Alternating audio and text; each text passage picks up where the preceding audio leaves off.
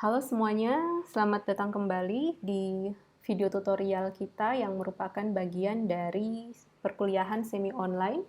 Dan akhirnya kita sampai pada perkuliahan yang terakhir, pertemuan ke-14 dari 14, dan materinya masih merupakan lanjutan dari materi minggu sebelumnya, yaitu aplikasi data iklim untuk pertanian bagian kedua.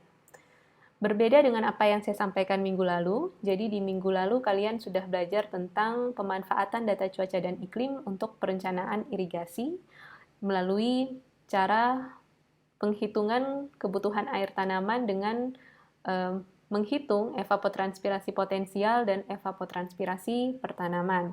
Kali ini kita akan fokus membahas beberapa aspek yang lain melalui studi-studi kasus dengan melihat pewilayahan agroklimat, sistem peringatan dini, serangan hama penyakit tanaman ternak, dan pendugaan hasil atau model simulasi.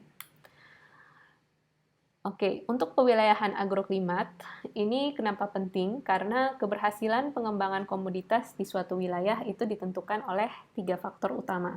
Yang pertama adalah kondisi dan keragaman biofisik lingkungan, yang kedua adalah kondisi dan keragaman sosial ekonomi, yang ketiga adalah efisiensi pengembangan sistem usaha tani. Perhatikan peta yang ada di samping kanan kalian. Jadi di peta ini menunjukkan pewilayahan agroklimat untuk tanaman nilam. Dan wilayah-wilayah kesesuaian tersebut ditunjukkan oleh warna yang berbeda, mulai warna hijau sampai warna merah. Dan warna hijau tua itu menunjukkan sangat sesuai, hijau muda itu menunjukkan sesuai, kurang sesuai itu warna pink, dan merah terang ini dianggap sebagai tidak sesuai. Jadi secara umum ini bisa disimpulkan bahwa luasan lahan yang sesuai sampai sangat sesuai untuk penanaman nilam itu meliputi hampir 65% dari keseluruhan wilayah Provinsi Lampung. Atau dengan kata lain, Provinsi Lampung cukup potensial untuk dikembangkan sebagai sentra usaha tanaman nilam. Nah, secara teori, pewilayahan agroklimat itu menunjukkan pembagian wilayah iklim yang didasari oleh kesesuaian antara syarat tumbuh tanaman dengan unsur-unsur iklim.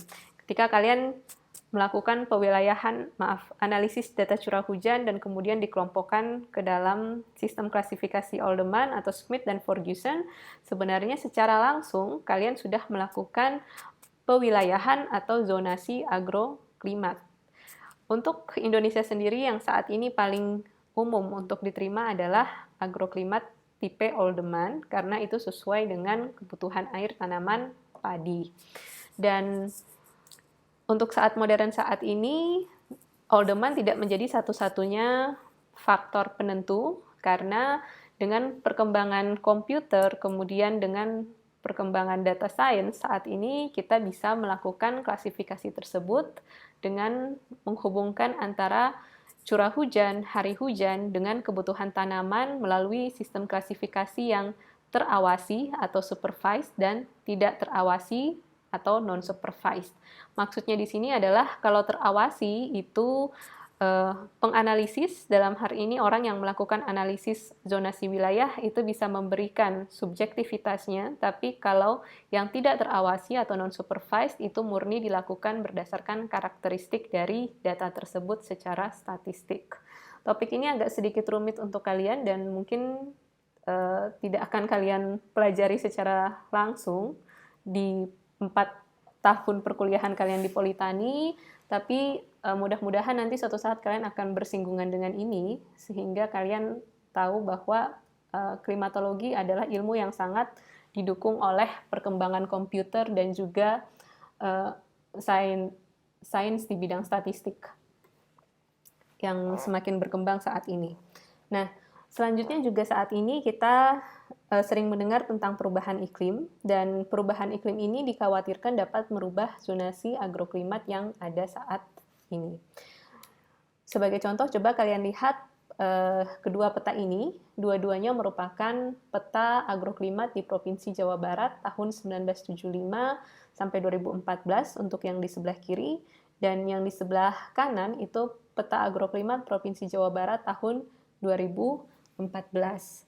Perhatikan di tahun 1975 itu wilayah Bogor, Kota Bogor, itu masuk ke dalam wilayah iklim A. Akan tetapi di tahun 2014 itu sudah pindah menjadi wilayah B1.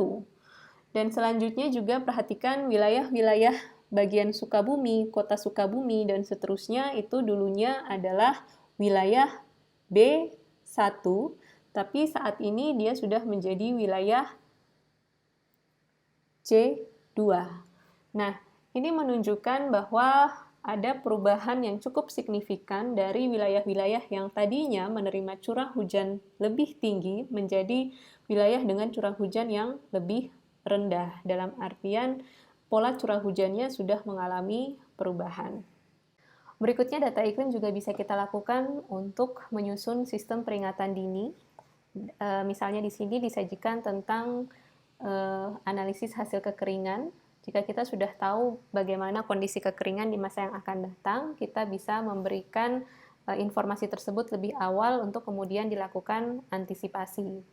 Dan salah satu indeks kekeringan yang paling sering digunakan adalah Palmer Drought Severity Index. Dasarnya sebenarnya menggunakan neraca air lahan, tapi dengan indeks ini kita bisa tahu nilai kebasahan atau kekeringan dari suatu wilayah.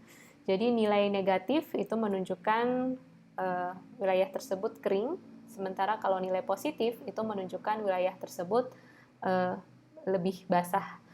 Oke, perhatikan data ini dimulai dari 1901 dan nanti akan diakhiri di sekitar tahun 2099.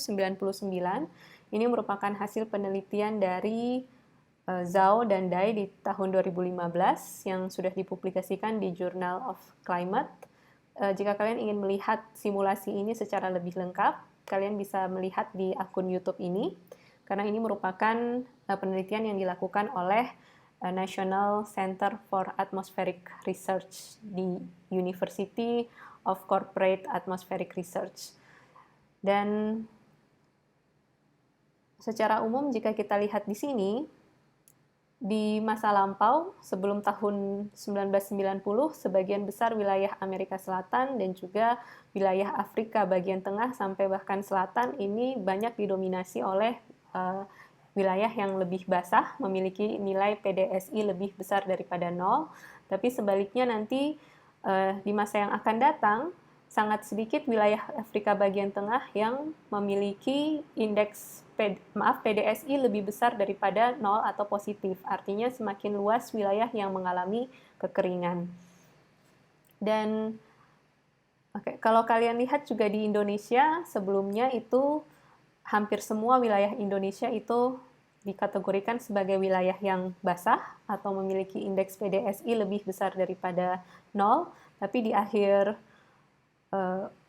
simulasi di masa yang akan datang, terjadi peningkatan curah hujan di Papua, sementara sebagian besar wilayah di Sumatera itu sudah tidak terlalu basah kembali dan Pulau Jawa juga sudah mulai kering.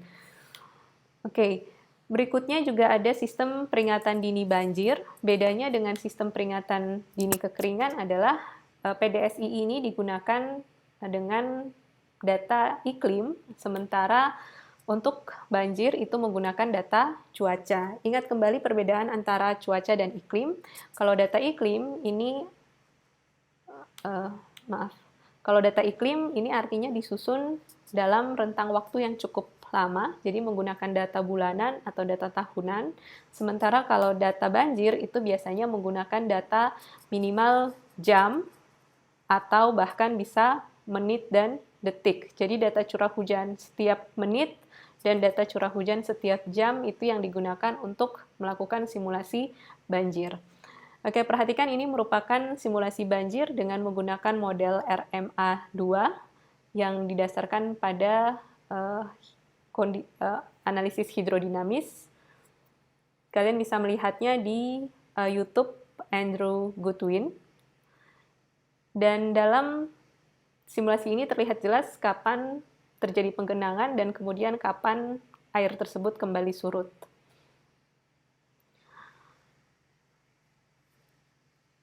Oke. Berikutnya adalah pemanfaatan data iklim untuk serangan hama penyakit. Sebagai contoh ini saya tunjukkan bagaimana data curah hujan dan data suhu digunakan untuk melihat sebaran hama belalang di Cina dan juga bagaimana terjadinya peningkatan penyakit karat pada tanaman gandum di Cina. Oke. Dan juga untuk model simulasi bisa dilakukan, misalkan yang sudah dilakukan oleh IPB sejak tahun 2006.